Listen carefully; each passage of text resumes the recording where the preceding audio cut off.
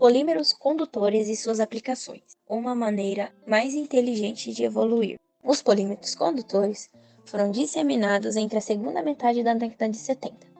Produziram o primeiro metal orgânico. O material relaciona-se ao grupamento de pequenas moléculas, chamado de monômeros, que ao se unirem formam macromoléculas. Os monômeros são moléculas de pouca massa, formado por meio de reação de adição ou condensação, chamada de reação de polimerização.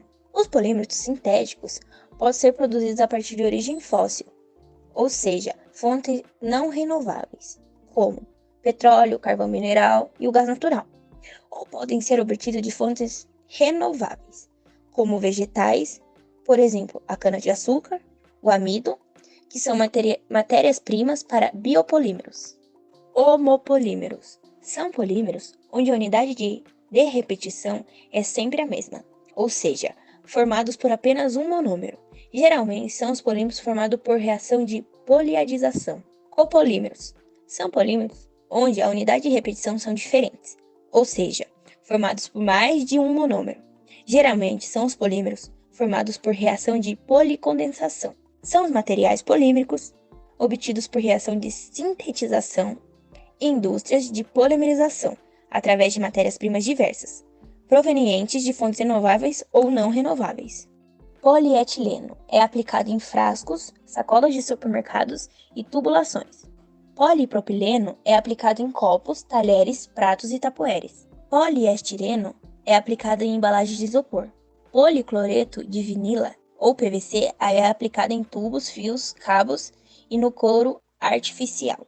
Os polímeros naturais são os materiais poliméricos encontrados na natureza, que não são sintetizados em indústrias.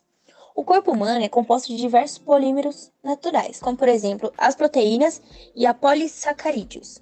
A borracha natural é proveniente do látex, obtida da seiva da árvore da seringueira, como por exemplo acetato de celulose e nitrato de celulose, a caseína, que é a galactite, e a amônia, que é a ureia.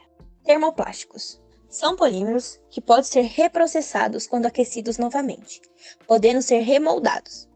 Este processo pode ser repetido inúmeras vezes. Contudo, a cada reprocessamento há perda de alguma propriedade, que podem ser compensadas se realizarmos a mistura com material virgem. Por exemplo, o polietileno, poliamidas, policarbonato e poliestireno. Termofixos são polímeros que não podem ser reprocessados, pois possuem reticulações em sua estrutura tridimensional rígida, e quando são aquecidas, há o rompimento das ligações cruzadas, degradando o material. Isso não significa que não seja possível reutilizar os termofixos. Ele pode ser adicionado em pequenas quantidades, como cargas de reforços, inclusive em matérias termoplásticas. Por exemplo, baquelite, resina e poliuretano. Possuem uma estrutura química ligação primária, forte, realizada entre as cadeias. Em outras palavras, significa que a ligação de estabelecidas entre as suas cadeias possuem a mesma intensidade de força, observada nas cadeias principais. Estruturas poliméricas. Polímeros lineares, formados por vários fios, longos e unidos, como se fossem uma linha contínua. Polímeros ramificados. O nome já diz, esses polímeros possuem pequenos ramos ligados à cadeia principal do polímero. Polímeros de ligação cruzada. Esta é a cadeia mais complexa de polímeros. Os monômeros formam ligações e estas se cruzam no emaranhado. Veja na imagem. As propriedades. Os polímeros possuem propriedades elétricas, magnéticas e ópticas de metais e semicondutores. A oxidação e redução da cadeia polimérica é efetuada por agentes dopantes de transferência de carga, transformando o polímero de isolante em condutor ou semicondutor. A técnica utilizada no processamento de polímeros depende de alguns fatores, sendo eles o tipo do material, se ele é termofixo, termoplástico ou elastômero, se for um material termoplástico, a qual temperatura ele amolece, estabilidade química do material a ser processado, formato e tamanho do produto. Moldagem por compressão é uma das técnicas mais utilizadas para o processamento polimérico. É realizado através de uma prensa de pratos aquecidos, os materiais são colocados no molde e submetidos às condições de temperatura, pressão e tempo, com capacidade de fundi-los e compactá-los, obtendo amostras únicas. Esta técnica envolve dois ciclos: aquecimento, onde o material é fundido e processado, e o arrefecimento, em que, com auxílio de um sistema de circulação de água fria na prensa, resulta na estabilização e consolidação da amostra obtida. É adicionada uma certa quantidade de pó ou pastilha correspondente ao volume do produto na cavidade do molde. A pressão aplicada no molde durante o fechamento fará o material fluir ao longo da cavidade, dando lugar à cura da resina. Normalmente são usados aços de alta dureza. Rotomoldagem. O que é rotomoldagem? É um processo que tem como função modelar peças plásticas, realizar a transformação de termoplásticos. É conhecido e bastante utilizado por apresentar um custo baixo, desde as suas máquinas até de seus moldes. A máquina utilizada para esse tipo de processo é do estilo rock and roll, e seu molde pode ser feito de vários materiais, como por exemplo alumínio, gesso, aço e etc. Alguns dos termoplásticos conhecidos que são utilizados são polietileno, PVC e polipropileno. O processo de rotomoldagem é bem simples e acontece em 4 etapas. Primeiro, carregamento do molde com a matéria-prima, que é a matéria-prima em pó. Segundo, o aquecimento. Terceiro, o resfriamento do molde. E a quarta, desmoldagem da peça obtida. Já o que é a espalmagem?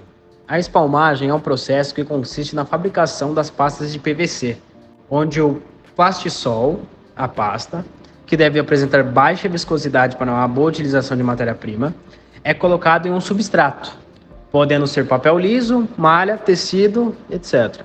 Após depositar a pasta no substrato, é passado por um forno, criando uma camada resistente. Alguns produtos obtidos nesse processo são lonas, papéis de parede, pisos, revestimento de móveis, entre outros. Alguns fatores que podem influenciar no processo é o tipo de substrato, a largura do substrato, as propriedades físicas, a viscosidade da pasta, como citado acima, e a composição da mesma. A extrusão é um processo de conformação plástica. Podem ser extrudadas peças longas com a seção transversal no formato que agradar e desejar. O processo de extrusão consiste em forçar a passagem do material granulado por dentro de um cilindro aquecido, por meio de uma ou duas roscas sem fim, que misturam, transportam, compactam e permitem a retirada dos gases. Na saída do cilindro, o material é comprimido contra o molde desejado que dá formato ao produto, depois calibrado, resfriado e cortado ou enrolado, dependendo da sua necessidade. A reciclagem é um dos processos mais importantes existentes e o mais conhecido também. Com ele, podemos transformar o material utilizado em matéria-prima para a produção do mesmo material ou com uma finalidade nova, ou arranjar uma outra finalidade para este mesmo material. A reciclagem é separada em 3 tipos: a reciclagem mecânica, a reciclagem energética e a reciclagem química.